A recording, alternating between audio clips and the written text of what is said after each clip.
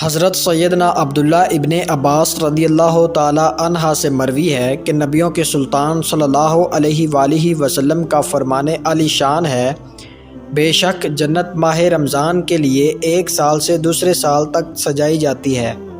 پس جب ماہ رمضان آتا ہے تو جنت کہتی ہے، اے اللہ عز و جل، مجھے اس مہینے میں اپنے بندوں میں سے رہنے والے عطا فرما دے، اور حوریں کہتی ہیں کہ اے اللہ عز و جل، اس مہینے میں ہمیں اپنے بندوں میں سے شوہر عطا فرما۔ پھر سرکار مدینہ صلی اللہ علیہ وآلہ وسلم نے ارشاد فرمایا،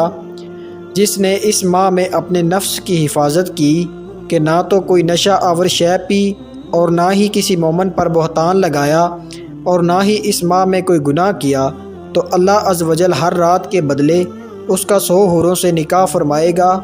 اور اس کے لیے جنت میں سونے، چاندی، یاقوت اور زبرد کا ایسا محل بنائے گا کہ اگر ساری دنیا جمع ہو جائے اور اس محل میں آ جائے تو اس محل کی اتنی ہی جگہ گھیرے گی جتنا بکریوں کا ایک باڑہ دنیا میں جگہ گھیرتا ہے۔ اور جس نے اس ماہ میں کوئی نشہ آور شے پی یا کسی مومن پر بہتان باندھا یا اس ماہ میں کوئی گناہ کیا تو اللہ عز و جل اس کے 1 سال کے اعمال برباد فرما دے گا۔ پس تم ماہ رمضان میں کوتاہی کرنے سے ڈرو، کیونکہ یہ اللہ عز و جل کا مہینہ ہے۔ اللہ تعالیٰ نے تمہارے لیے 11 مہینے کر دیے کہ ان میں نعمتوں سے لطف اندوز ہو اور لذت حاصل کرو، اور اپنے لیے ایک مہینہ خاص کر لیا ہے۔ پس تم ماہ رمضان کے معاملے میں ڈرو۔